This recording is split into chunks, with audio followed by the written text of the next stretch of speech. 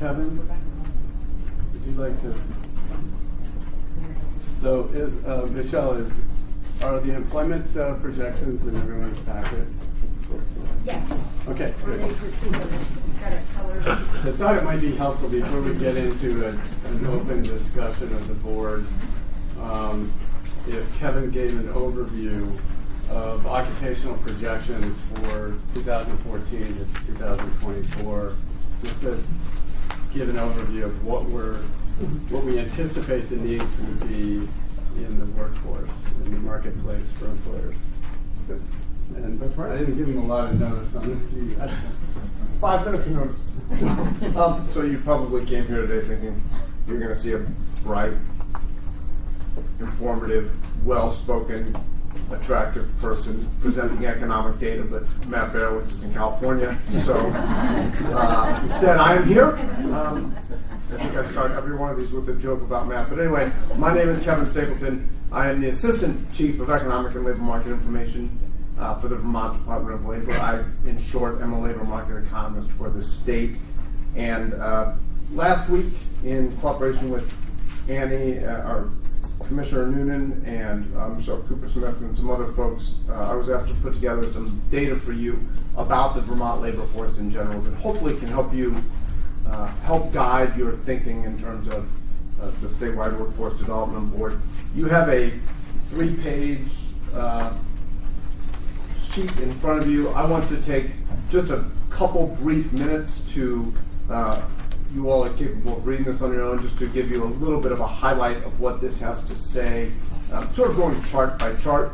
So if we start at the top here on the first page, that first sort of pie chart, makes me hungry every time I say that, is a simple breakdown of the people in Vermont who are working or actively looking for work. What are their educational attainment levels? And as you can see by looking at that, 4 in 10 Vermonters basically have a bachelor's degree or higher. This is much higher than the national average. I think the national average is probably about 32, 33%. We have a very well-educated workforce in Vermont. People with less than a high school diploma, between 25 to 64, is only 5%.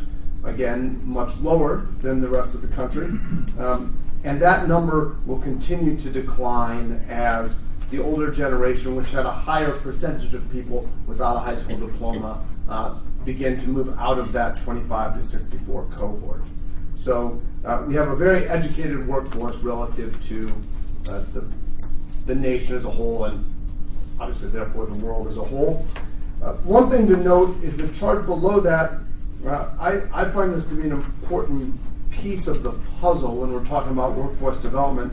What that shows you is the labor force participation rate, which is simply amongst the cohort of people who fall into, for example, people with a bachelor's degree, what percentage of them are either working or actively looking for work? That's what the labor force participation rate is. A higher labor force participation rate is generally associated with better economic outcomes because more people are working and a larger percentage of the population is working. As you can see from this, the labor force participation rate increases as educational attainment increases. This is true in Vermont, this is true nationwide, and to some degree it's true worldwide. That as you move through the education system and you gain more education, the chances that you will be in the labor force, either working or actively looking for work, increases. So part of the reason that Vermont has high levels of employment relative to their population is because, well, our population, is because we have a highly educated population. If you go to the next page, this looks at a topic that economists refer to as slack in the labor market, and yesterday it came to my attention that slack in the labor market sounds very informal, so it's actually not, but that's, but anyway, this is sort of, the data here is sort of a broad measure of, we have people in the labor force working and not working. There's definitions for all those below. So that's the basic computation for the unemployment rate. It's of the people who are working or actively looking for work, how many of them can't find work? In Vermont right now, that's give or take 3% of the labor force can't find work. This always leads to the obvious next question. What about all those other people who aren't actively looking for work? Most of those other people who are not actively looking for work fall into one of three categories. They're too young to be looking for work, they are retired, or they are staying out of the labor force by choice because they're staying home with their children, because they're independently wealthy, because they really enjoy some other activity and they don't need the income. Or, of course, it's possible that they are doing some other activity to generate money that doesn't involve being in the labor force. I wasn't thinking of that, actually. This is why we need Matt. I was thinking of people who, day traders and that kind of stuff. Yeah. Day traders of stocks and bonds. Thank you very much. Sorry, I was told to keep this brief. So if you look at this Vermont 12-month average chart, you'll see that the current labor force in Vermont, annual average, we have about 345,000 people who are in the labor force. The vast majority, 96.8% of them, are employed. And then about 12,000 people in Vermont are currently unemployed, which means they are actively looking for work. They've looked in the past 4 weeks, but they can't find it. That 12,000 number is high, of course. It's about 12,000 more than we wish it was, 12,000 more than we would want it to be, but relative to the Vermont economy, and especially relative to the national economy, that's a very small percentage of the labor force. Our current unemployment rate is about as low as it's ever been. Not quite, but pretty close. The next division there is marginally attached workers. When people talk about the sort of real unemployment rate, you will hear politicians in the party that's out of power consistently refer to the real unemployment rate. Usually what they were referring to is adding in to the unemployment rate these marginally attached workers. These are people who have looked for work in the past year, but not the past 4 weeks, and report that they want to work, but that they cannot find a job. Some of them, the discouraged ones, are people who can't find a job and believe it's because there's no job out there for them. Other people might be in a situation where they can't find a job because, for instance, their daycare provider's hours don't comport with some job that might be out there for them, which is actually a pretty common reason to be what we call marginally attached. But of the marginally attached, the ones who are out of the workforce for economic reasons, because the economy doesn't provide a job for them, are the discouraged workers. And then finally, part-time for economic reasons. In Vermont, we have about 8,700 people who are working part-time, who would work full-time if full-time employment was available for them, but they can't find full-time employment. These people, even though they are employed, they are considered underutilized because they want to work full-time. They could produce more if they were working full-time, but the economy is not producing enough to hire them full-time. So these are just the broad indices that we look at on a pretty regular basis to understand the situation in the Vermont labor market. What you end up with is an underutilized labor force, either unemployed or part-time for economic reasons, of about 27,000 people. There are somewhat detailed descriptions of all these definitions below. If you have any questions, I'm happy to answer them. Then the final page is our occupational projections.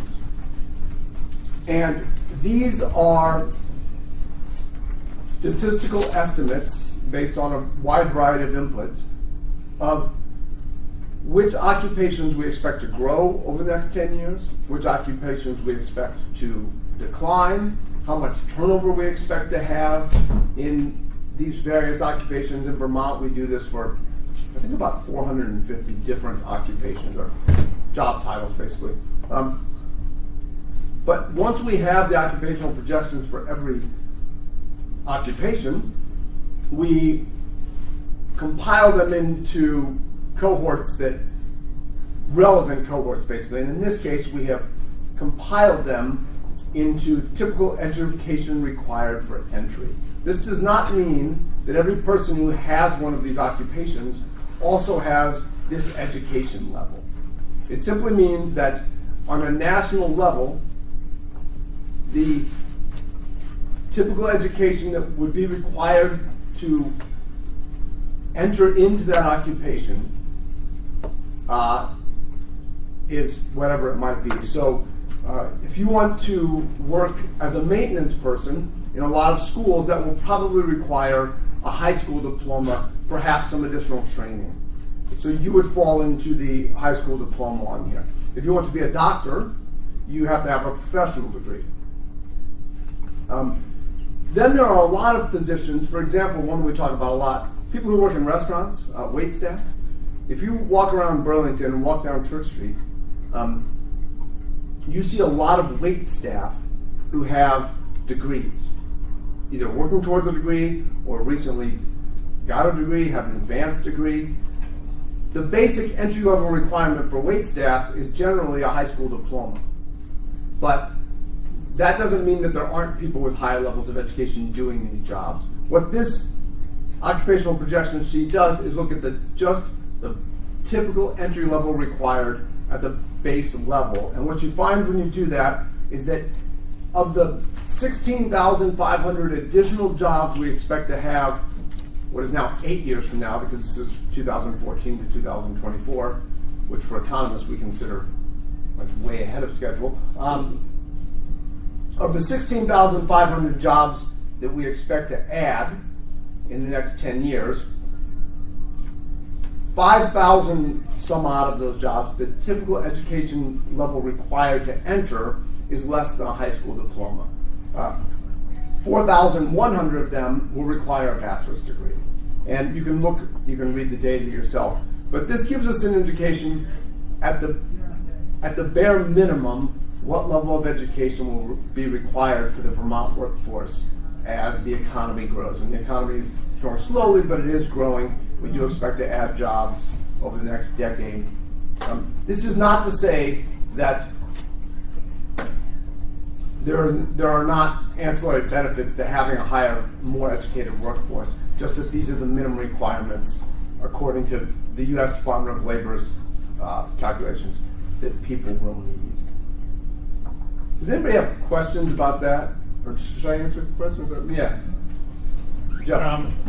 It's a question and sort of a comment. Good. Because like when you sort of consider these things, it depends what lens you're looking at it from.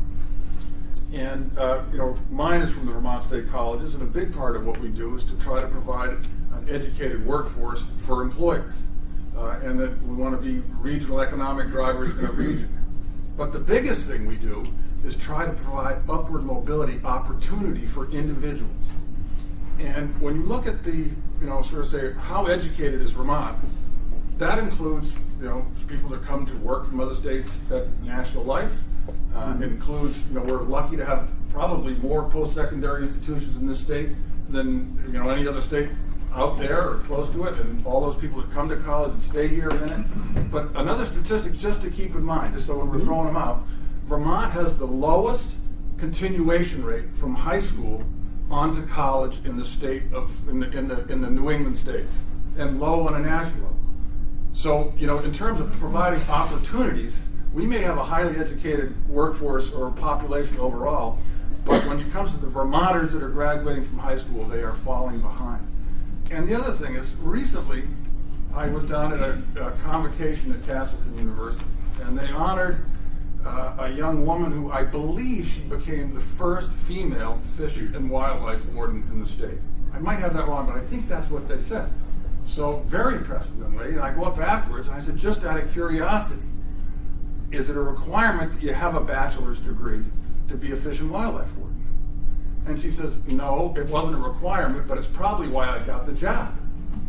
So, is it a requirement that you have one? Maybe not. But in a competitive world, if you're talking about providing opportunities for young people to get ahead in the world, it helps sometimes. I went and visited a very large employer recently up in Chittenden County, it seemed like one with a whole diversity of jobs that I could have said, hey, this is somebody who's going to hire based on what they can do, not what kind of degree they have. And I think like that myself sometimes. And the person said, I won't even interview somebody that doesn't have a college degree. And I'm thinking, okay, maybe the jobs on the Labor Department don't require a college degree, but if you want to get one of those jobs, you got to have a college degree. So all I'm saying is there are different perspectives and lenses that you look at this stuff through. And if it's about providing opportunities for Vermonters, I think we also got to keep in mind, the competitive nature of the workforce out there. I wish I had recorded that, Jeff, because that is precise. Oh, it is recorded. Good. Granted. We're back. Thank you, Jeff. Lynn? Yes, sort of very connected to what Jeb was saying, and why I'm happy to see that we have a link to the Advanced Vermont work in the WIOA plan, is that while they may not require it federally, I do think that what Jeb is saying and what we see anecdotally is that Fish and Wildlife, corrections, we need a bachelor's degree to get the interview. So, or at least an associate's degree. So how does your data that you present get changed or affected by that? Because schools listen, parents listen, and so how do we make that link that, yes, these are all the jobs you only need a high school diploma for? That's not really true. Because you won't get the job. So, that actually depends in large part on the state of the economy. When the labor supply is very tight, you see educational requirements from firms coming down. And when the unemployment rate nationwide hit 10%, people started saying, you need a bachelor's degree to do any job here, because it's a signal. It's a basic economic signal of someone's skills, right? And it's an easy one to use. We are not saying that this is not a claim at all that every firm who hires into these occupations uses this base level of education. Mm-hmm. This is saying that the skills required for that position, the basic set of skills you need, you learn in high school. If you want to be a waiter or waitress, the basic math skills and the communication skills, these are things that you learn by the time you graduate. You should learn by the time you graduate high school. So that's the base level educational requirement. It is not a claim that that is the education level that will be needed for people who go into the workforce for that. Interesting. There is another, go ahead. I think there's also it's a bit nuanced with respect to requiring a college degree to do the particular job, or requiring a college degree to think about ways of improving that role. So at National Life, for instance, we may have roles where a high school degree is clearly sufficient to be reasonably proficient at the particular role, but we also have an expectation that people in those roles can sort of deploy analytical and reasoned thinking and help us find ways of improving the process or improving the role. And in that instance, perhaps a college degree would be better suited for that expectation as opposed to simply doing the job. So it's nuanced. Absolutely. Tom? Maybe I'm restating what folks have said. It just strikes me that this isn't good data. If you have a bachelor's degree and the only job that you can find, or some of the only jobs that you can find, or is wait staff or taking jobs that are entry level, how do people who, with less of an education, people who are just starting to work their way up the economic ladder, how do they begin getting those entry jobs if people with bachelor's degrees are taking them, or people with advanced degrees are taking them? It seems that we have a little bit of an unbalance. And then if you look at what the average person with a bachelor's degree makes in Vermont, it's about $40,000 a year, which is the third lowest in the country. You come out of college with $200,000 worth of debt or whatever, making $40,000 a year. We have turned the kind of economic ladder or the economic balance upside down. So if you talk about income inequality, if you talk about starting on the bottom of the ladder and making your way up to the middle class, you have a whole bunch of people with bachelor's degrees and advanced degrees stuck in the middle of that economic ladder. That's not good. That's bad for Vermont, that's bad for New England, it's bad for the country. And if you look at why I think a lot of people in this country are upset with the economic imbalance that we have, that perhaps is a good reason. I heard that and it just jumped out that if most jobs we're going to add between 2014 and 2024 require less than a high school diploma for entry, and we hear that a lot of those jobs will be taken by college kids, where does somebody go to get a job? If you work in McDonald's and you have a BA from St. Mike's. I don't know. Jeff? Tom pointed out something that I was going to actually point out, and what I would like to know is where's the list of jobs that require the high school or less than a high school?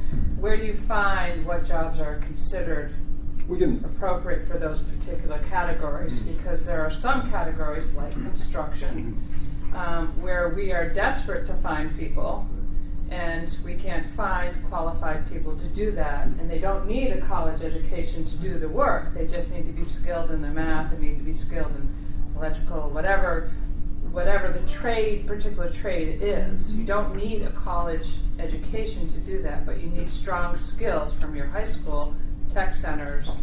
I mean, I read through the minutes of last month or the last meeting, and I think that was the most intriguing that I found on the educational piece, was that tech centers are really being underutilized. Guidance counselors aren't being trained or utilized properly to encourage people to get into the trades to do what best meets their skills, and it's not always about college education. And I'm not saying college is not important, I'm saying that right here shows that we need more skilled workers, not necessarily college graduates. In terms of high debt. In terms of your initial Jobs question, we available. have the list of occupations and the growth rates, and I'm happy to provide that for you or point you to where you can find it on our website. Great, thank you. Joel? I would just be echoing that. What I do for a living especially is that I want to hide these numbers from our customers, okay? We're trying to get them a high school diploma and tell them you're not going to make it in the workforce without at least that. So if they see this and they go, hey, of course they're up on their math skills, 30% of the jobs in the next 10 years, I don't need a high school diploma, why do I need it? I just want my trade. That's not I can come to your school again and show them the wage differential between those jobs as well, though. There's not a single job in Vermont expected to pay more than $15 an hour that is appropriate for people with less than a high school diploma. Not a single one. So, yeah, I was just going to ask a little bit about how did we come up with the typical education required for entry? Was that based on market intelligence or some description of the occupation? Like how did... It is based on so the question was, how did we come up with the entry-level requirements of market-based? It is the U.S. Department of Labor's analysis of the skills required for that job, what you actually do in that position, the tasks you perform, and at what education level would you acquire that skills, knowledge, and abilities. So it is the baseline. It is not meant to be that if you are an employer, it's the baseline you should use. It's the baseline based on the skills and knowledge and abilities that a person would need to perform the tasks associated with that position. And every position, I can send people a link to this, every occupation has a long list of tasks associated with it. You could probably craft your own. It would read a lot like a job description. And in what place of education do you learn those skills? If you learn them all before you graduate from high school, then that is a position that the typical education required for entry would be less than high school. But I guess the overlay is is with what the makeup of your workforce population is, and it looks like in Vermont, we have more competition for those jobs amongst bachelor degreed individuals. Is that Absolutely. a fair? Yes, absolutely, it's true. So yeah. So This is why every time we present this data, we have this conversation. It's important. I would think if we're going to look and utilize our career centers, the data should reflect if someone's a high school diploma and took courses at the career center, because we're throwing those people in with a high school diploma. They've actually taken courses. Some come out with accreditation. Some come out with credit taken using a college. There is a separate category that's not identified here for people who have a post-high school credential of some sort, which would probably include a tech center where you got the credential during high school. Should I answer more questions?